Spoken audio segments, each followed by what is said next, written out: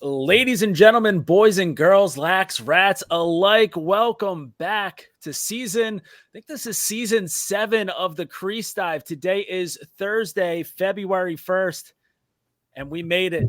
The long, dark days of winter, they're still here, but spring sport, lacrosse, college lacrosse is back. We've got a weekend full of games. I am Jordy from Barstool. With me, as always, we've got Dukes in the lab. We are also joined by Matt Nestler, intern Ness, making it back baby. for another season. We can't get rid of this guy, and neither can you. Boys, how are we feeling? Dukes, great to see you again. Anyone who is watching this on Rumble, by the way, Dukes, you look phenomenal. The hat, the hoodie, everything looks good there, brother. So great to see you. Dude, it's been a long time coming. Missed you, missed lacrosse. Ness, I even missed you. And speaking of missing, I know that Cabrini will miss their lacrosse team next season. One last ride. I see that jersey in the back. Oh yeah, baby. One last go around. Then staying up to date with the fellas. We'll have plenty of Cabrini updates and just rooting for the guys. This is it. It's like putting your dog down. Jeez. Imagine if you had to put your dog down for an entire lacrosse season. Like, we still got like months of this shit, and it's just months of just Nestler thinking about killing a dog, watching Cabrini lax. I'll be locked in. All right. Well, boys, I mean, it's great to see you. We haven't done an episode since the did we do? I think we did an emergency one when the PLL cities came out, right? Yep. Right. Good call. I forgot about that. Those were the dark days. So we did an emergency pod for that, but it's still been quite some time. But like I mentioned, we got a full weekend slate of college lacrosse games ahead of us. But this is a little bit of one. It's going to be a quicker episode, just kind of getting everybody back into the swing of things and also getting people up to date on things. So before we talk about any lax, Duke, should we kind of little peek behind the curtain and just let everyone into our lives and let people know what to expect for the rest of the season? Peel it back. Let them know, Jordy. All right. Well, everyone right now, if you're watching this on Rumble or if you're listening to this on Spotify or Apple Podcasts or wherever you're listening to this, this is a little passing of the torch episode. So, I mean, Duke, so I feel like we've been co-host this whole entire time, but I am passing over the majority of hosting obligations over to Dukes for this college lacrosse season, as I'm not stepping away, but I will be kind of in and out of the mix a little bit. My wife and I, you guys can hold your applause real quick, but I am a confirmed one-time sex haver, as my wife and I have welcomed a baby girl into the world. Blake Olivia Dempster, absolute unit. I've already sent out all of her stats to D1 colleges. So, they'll be reaching out to her September 1st of, I guess, probably 2040, I think would be her junior year. So looking forward to hearing back from all those college coaches then. But yeah, so we had a baby in just a couple weeks ago in January. So newborn at home, juggling a lot of different things. I don't know exactly how much I'll be able to hop on the pod every single week. I don't know, I'm hoping that a lot of these games I'll be able to just kind of have a baby sitting in my lap, maybe a bottle in its mouth and watching a ton of lacrosse. So I'll be watching a ton of lacrosse. I just don't know how much I'll be able to commit to the podcast week after week. So right now, I mean, we're passing the show over to Dukes and Ness. They're going to take the torch and I'll be back in whenever I can make it. But for the most part, you can count on these two dogs to be running the show from this point on. Yeah, we're gonna try to get different people in the mix every week. Trying to get maybe a third person to bounce off of. If you have any ideas from lacrosse Twitter, we'd love to hear it. Open to all options. I know a bunch of people are busy, but even if that's a circular motion of guests, Larkin Kempson, Cello's in, just different lacrosse personalities. Evan Malloy, switching that up. Think that would be something that we're looking to. But yeah, I want to shout out Jordy, Jake, for letting me come on to the pod a couple of years ago. It's really been a blessing. So thank you, Jordy, for trusting me with your. I would say this is maybe your first baby, your podcast baby, the Crease Dive. So thank you for trusting me with this. I have no doubt that me and Nestler will somehow fuck this up, but I would like to say this. We always talk about how we're a top 100 lacrosse podcast, and I just want to shout us out really quick because we are definitely the #1 lacrosse podcast on Rumble. So let's just clap it up for that. Oh yeah, baby. Coming into it, we're the #1 lacrosse podcast on Rumble. Shout out us. But everyone else can suck our dicks. Yeah. Suck our dicks. like the post game, great podcast. Would they have survived on Rumble? Nope. We are #1. And you might be asking yourself, they haven't gotten a single view. The post game hasn't gotten a single view on Rumble. Yeah, my mom watched this on Rumble. So look, makes you think. But very very excited to see the future of this podcast. We're going to be on Rumble. We might have some like exclusives on Rumble where we'll just say whatever we want. Not that, but maybe whatever we want. Whatever went in your mind, you're fucked up. That's not what we're going to say. We're going to say everything else. But very excited for this lacrosse season. Very, very excited. Can't wait to talk some of the games, I guess. I mean, I honestly, I've gotten to the point with college lacrosse. Do you guys even know like who's playing this weekend, what's going on? Or is this just like we're saving our worst episode for the first? I mean, I do love, like, I feel like that the Hopkins Denver one, like that's always like a first week. But I don't know anybody the players goes. Oh yeah, no, not at all. I don't. I mean, obviously but like, yeah, who knows who's good, who knows who's bad. I mean, listen, I do love, like, you can set your watch to Mercer High Point starting the season. Like I think that like those are two programs that deserve to start the season, because they're not going to get the shine on Memorial Day weekend, but like both of those programs are like cult followings. Like I love that they get like everybody watching Mercer Lax and High Point Lax to start the season, just when like all the sickos who have been caged up for months, just dying for some lacrosse, finally get a chance to just unload on let's see, what is that game even on? I can't figure out how to watch that game right now. Maybe it'll be on ESPN Plus, who knows. What I will say, ESPN has a pretty loaded schedle. They do. That Anish Schroff put out. Yeah. So we got a shit ton of televised games this year. I've obviously a bunch on ESPN Plus, but some really great games, ESPNU, ACC Network. Do we have any regular season games on ESPN proper? I don't think so. Not that I was expecting any, but like it would have been really cool if one just like snuck in there. Like, could you imagine like the college basketball hardos that are like just like, where the fuck is Houston versus Kansas? And it's just like Syracuse versus Vermont. Yeah, I mean, I'm looking right now, like, I mean, when does March Madness? All right, yeah, so like Michigan Hopkins on ESPNU Saturday, March 30th. Like, if they just like snuck that into ESPN2, like, I'd have another baby. But yeah, so nothing on ESPN proper yet, but yeah, great lineup on ESPN. Obviously, we're still gonna. Is Big Ten or Big Ten Network, but is the Big East still on Flow Sports? We got to figure out a way to for people to watch those games, because again, I don't know the Big East is just never good enough to justify spending the money for Flow. So I need a couple of those. Look, I'll say this. How about this? I'll put a little wager for the Big East. They want me to pay for Flow Sports this year to watch. If Denver beats Hopkins, I will buy Flow Sports. I love that. Ooh, I love it. All right, if Denver beats Hopkins, I'll buy, because then I'll be like, okay, Georgetown and Denver are competitive this year. I need 2 competitive teams. Look, I even think 3. I was in Providence this weekend, Jordy. I saw the boys of the Providence lacrosse team. They're whipping that ball around. I mean, they looked good. Their passes were crisp. I have no. Until Providence loses, you can't count them out. That's all I'm saying.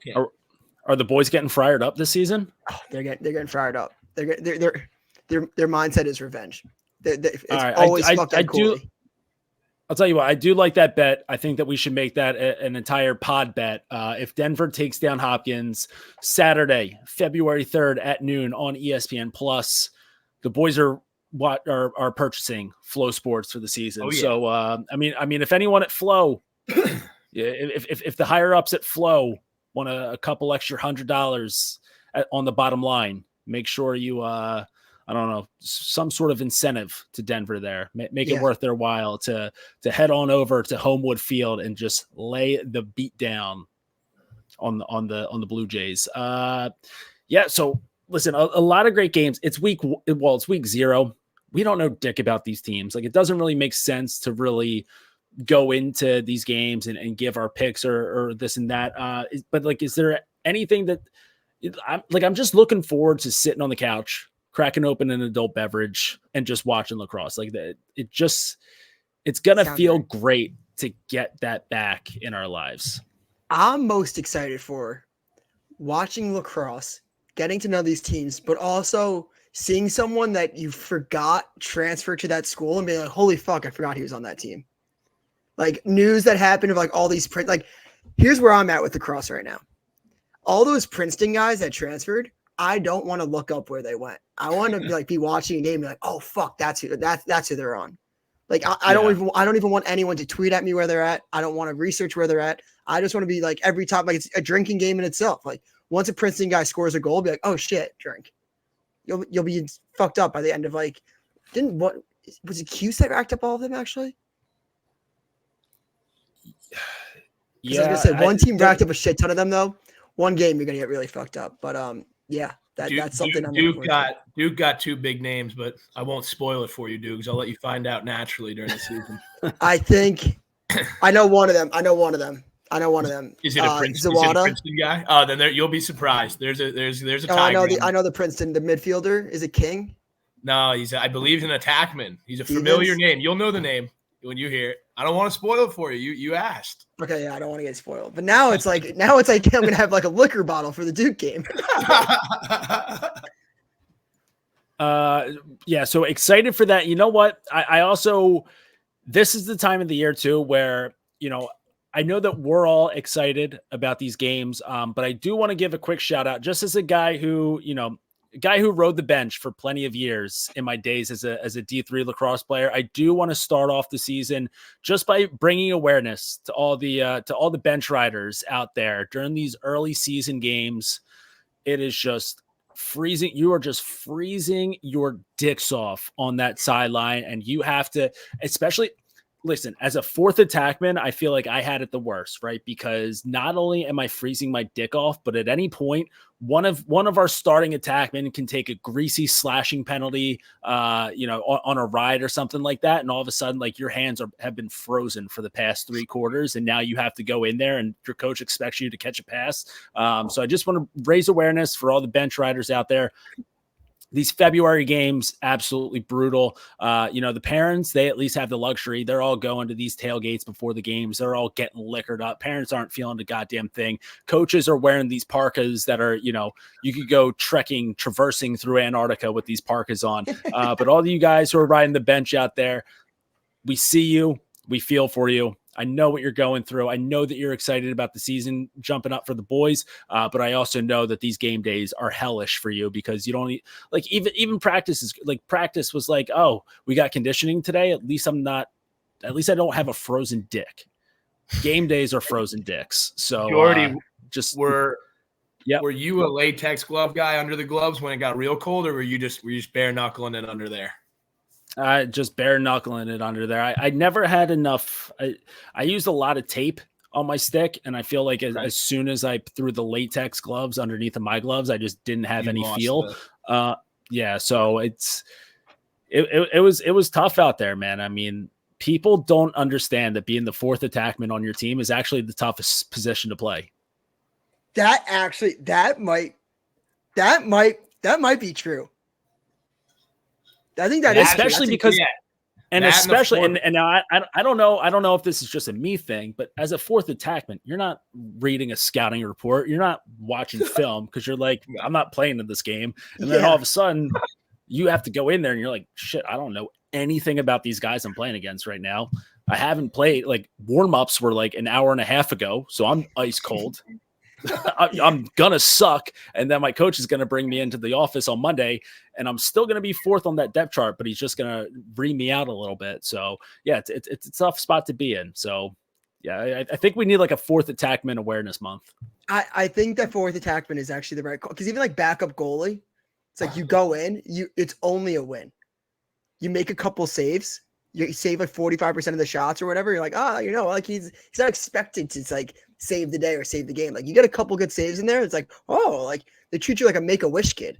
Like a fourth attackman, you're either cold as balls on the sideline waiting for your opportunity. If the offense is buzzing, you're like the outside looking in, and like you have to tell people like, no, I'm pretty good. I'm like on the outside. Like maybe at the best you're like on the man-up unit. Dude, fourth attackman too, is because I love that you brought up the word opportunity, because you go in there and you suck, and then your coach brings you in the office on Monday for the PP whack, and he's like we keep, you got to make the most out of your opportunities. We keep giving you these opportunities, but we can't put you in the game if you can't catch and throw the ball. You're like, well, dude, like again, man, I wish I could get into some rhythm for the game, but I'm only going in when we're slashing on the ride, and then I have to stay in like after we release the penalty. And fuck, man, like this kid, I don't want to get whacked. I was doing a good job, just like hyping up the boys on the sideline. Like that's where I thrive. Like, don't put me in and just drop me one more down the depth chart. I'll be the fifth attackman. Fifth attackman hasn't made. They never, like, your fifth attackman, you're only going in if the team you're playing against is absolute dog shit, and you go in there, you have a stat day. Fourth attackman, you still have to play in some big games and like playing against some good competition. You're like, this isn't for me. The best position I think in all of lacrosse is a fat attackman that sits on the crease and has the sickest hands in the world and just gets all the glory. Like the perfect stat line is like 90 goals, 2 assists. And he just does not move, filthy, dirty, like not expected to like really like be like first in conditioning or run test. Not gonna like they're just like, you just score goals. Not expected to pass. Not expected to pass conditioning. Conditioning, you're not expected to pass the ball, pass any test, pass conditioning. It's sick. That's the South very special. They always have beefy attackmen just circling that crease. I swear every year they got a guy that's built like Nest. And he's out there playing attack, and I'm sitting in my goal like, this guy's about to hang 5 on my head, and he's not going to leave the crease. Just a fucking crease cranker too when he gets like time and room and he's like 3 yards out, but like he doesn't know what else to do besides just. And he talks so much shit and celebrates so hard after every single one of them. And the team loves him. He's like the heart and soul of that team. Yeah, he's the locker room guy and the leading scorer. He just has a 2-for-1 role there. And dude, he's not doing any conditioning. He's got it made. He's hiding whiskey in the locker room. I miss it. Like February 1st. I mean, this is coming out February 1st. So again, like all you D3 guys, like, Ness, was Cabrini? Did you guys couldn't start until February 1st, right? Or were you guys like greasy about it and you had actual practices before? So I think it's at least I thought it was like middle of January you could get going. I didn't know if we were sneaking in practice. Cabrini doesn't follow. Yeah, Cabrini doesn't follow any rules. I'm almost positive D3 you can't like technically start until February. Jordy, but they also they're also getting their season canceled. Like not taking shots at Cabrini, but like they break some rules. No, it's not a shot. It's not a shot. Please, misunderstanding. Well, that's the thing. They were wasting all the energy bills to keep the lights on during those first couple weeks of January of those practices, ended up running the budget to the ground. Yeah, you would think those 15 days add up the years. Like Cabrini would still be standing. I can guarantee you guys one thing: the power bill was not an issue at Cabrini because during practices, more times than not, those lights were getting shut off while we were out there. I was at a 6 a.m. once, and a kid took a step down. Lights shut off while the ball was coming in, hit me right in the face. I was like, this is my chance. I go down with a concussion. I sue the university. I should have been the one to bring Cabrini down, and instead they brought themselves down. So, I mean, it's a shame. Speaking of some lacrosse games, though, I'm looking at the schedule, and I just want to just call some games out really quick that just really spoke to me. Hit me with it. We're talking about games that happen the first weekend every year and just like feel right off the tongue. Monday, Syracuse, Colgate. You can write that one in. That's like always an early season game. Another one, Syracuse, Vermont. Every single year, early season game against each other. Richmond, Maryland. Now that's a game that usually happens. I feel like early March. I don't like them playing first weekend. It feels right though. It feels right for Richmond and Maryland to be playing, but watch out for those spiders. Yeah. Coming. And then what was another one that spoke to me? I think that was it.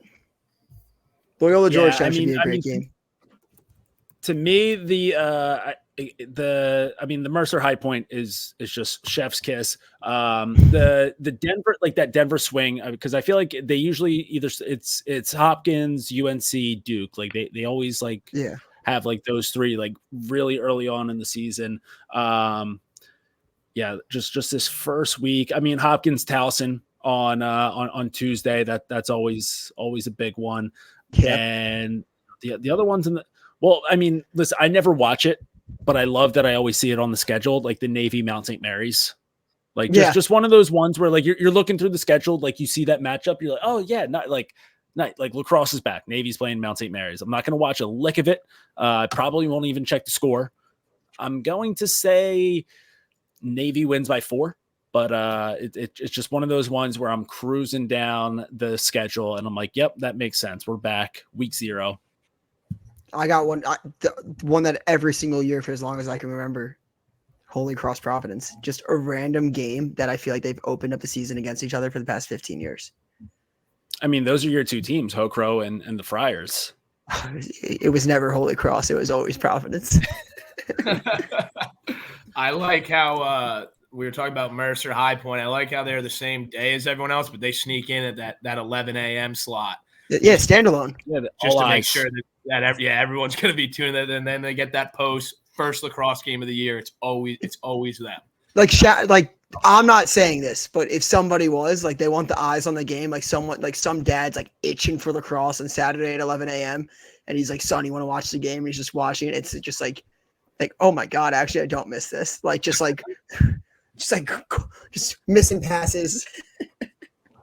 Sloppy lacrosse. I see that'll be a good like 13-12 game. Like we're gonna get goals in that one. Shout out 100%. To Coach Ryan Danahy of Mercer Hive trending upwards big time. I would love to see Mercer pull out a win right there. And by the way, even when like Hopkins Denver plays, when Hopkins Denver plays, it's gonna be sloppy lacrosse. Like these first couple of games are always so ugly. It's like the first week. It's like the first week of NFL football. It's always sloppy. Always sloppy. I will say, I think Providence going to be. I think you kind of mentioned this when we were talking about picking up Flow Sport, but I do think that they're going to be a really sneaky, not even that sneaky anymore. Good team in the Big East. You give Coach Benson another year there to get his guys and get them going up in Providence. So, yeah, I'm probably going to be, I'm going to jump on that with you, be a big Friar guy this year. But yeah, I mean, not a lot of great games, but good enough games to where lacrosse is on TV. You're watching it. It's just going to feel right. Can't wait to get it started. Again, not going to do picks. But maybe I'll tweet some out. College Lacrosse is, yeah. College Lacrosse is back. And real quick, go ahead. I was gonna say that one of these years I'm gonna have to be right about Providence being back. So like I'm in too deep at this point. Were they here to begin? Like, what do you mean by back? Like, what is back for Providence? So back is like before 2020. I think they were like undefeated, and then COVID happened, and they didn't want Chris Gabrielli to have a job anymore. Okay. Fauci basically Fauci had a gripe with Coach Gabrielli and had COVID be a thing. That's for the. I want to know. I want to know who working in that Wuhan lab like lost to Providence College in lacrosse during their 4 years. like someone in Wuhan lost to Providence, and they're like, "Fuck, we got to take these guys down." Some Wagner alumni. Well, they lost to everybody. All right. So College Lacrosse is back. Real quick, before we wrap this thing up, I know we're still a couple weeks out from this, but just wanted to put it on everyone's radar. PLL Championship Series coming back in 2 weeks. We've got Water Dogs, Archers, Redwoods, and Cannons. So, I mean, just a chance right here for the city of champions for Philadelphia to put another one up in the rafters. So, I'm going to be pulling for the Water Dogs. Obviously, Dukes, you're going to be there, boots on the ground and beer in hand at the Bar Down Lounge. You put up a heroic performance, one of the greatest performances of, like, if we're talking the guy who deserved the Tewaaraton last year, your performance at the Bar Down Lounge during, obviously the entire PLL season, but what did you do? 5 days in a row at Championship Series? Yeah, it's not built for the week. We have Dana Beers coming this year. We have Frank the Tank coming this year. It's going to be, in my opinion, the biggest and best weekend that the PLL Bar Down Lounge has ever seen. So anyone listening or watching on Rumble, get your ass there and just see who the last man standing is. Drink responsibly, obviously, but see who the last man standing is. Is there a little bit where you said Philadelphia Water Dogs bringing home the championship? Do you think is that like a second? Does that mean second place now? Is that like a Philadelphia championship? Do we call that second place? Yeah. Oh man, I'm ready to get hurt again. I hate my sports teams and I hate all of you, but it's great to be back. Hey, at least Jason Kelsey's coming back for another podcast, season to podcast, and to get all those views and clicks so they could be the #1 sports podcast. That's good. There'll be no Jason Kelsey slander on this podcast. His wife, graduate from Cabrini. So let's be respectful. Yeah, but she's a 0 times curse of the week winner. Yeah, but watch out. It's back. She's on the radar, as well as you, Dukes. Jordy mentioned your performance last year at the Champ Series. I'm looking at the players and the rosters. A lot of big names stick out, but I got one guy circled at the top, and that's DOOGS, Dukes. Curse of the week. Watch. So I'm excited for the Champ Series, but I just wanted to make sure we didn't get too deep into that Jason Kelsey slander because. Again, we're Kylie Kelsey fans here, and I know Jordy's a big Jason Kelsey fan. How many Curse are playing in the championship series? I haven't confirmed with the NLL boys with Connor and Cole. I'm not sure what the scheduling conflicts is with that. I know Colin's going to be down there in between the pipes, but it'd be awesome to see Cole and Connor there as well. All their teams are down there, so we'll see. All right, boys, I got a shitty diaper to change, so we're going to wrap this thing up. Dudes, do you want to sign us off? This is the passing of the torch episode. Dude, that's so on the spot. You got to do it. You got to do it. It doesn't feel right now. We'll do it one last time. Well, listen, guys, we are excited for the season, excited to get going. I'm excited to jump on as often as I can throughout the season. I know that these two cats are gonna, I'm leaving you in great hands. Maybe not guys that I would leave the key to my house to, but absolutely guys that I would leave the key to the podcast to.